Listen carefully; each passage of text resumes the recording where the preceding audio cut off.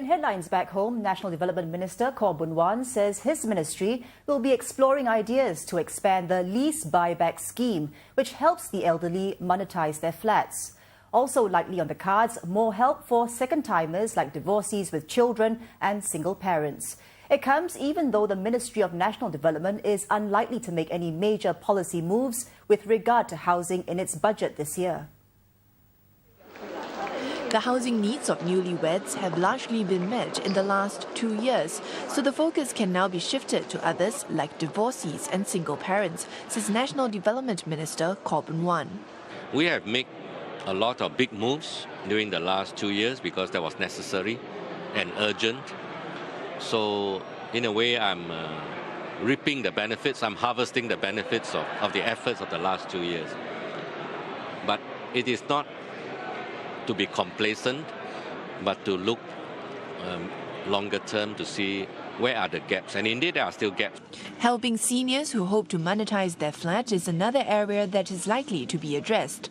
Mr Khaw said his ministry is studying suggestions to expand the existing lease buyback scheme to include 4- and 5-room flats. Currently, only seniors who own 3-room flats are eligible.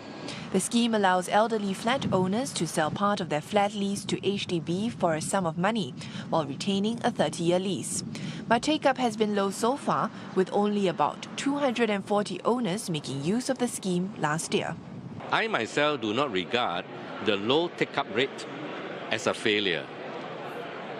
That I would just say that, well, what it means is people are not financially desperate to need to take advantage of those options. But the options are there for those who need it.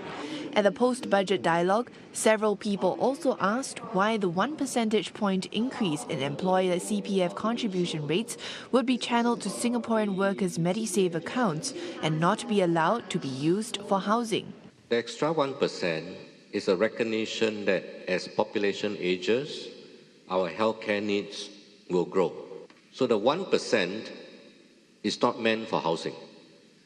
Today's CPF contribution rates is more than enough to cover your housing. Mr Khaw also stressed prudence, noting that affordability is only an issue if one chooses to buy a house bigger or more expensive than what is necessary.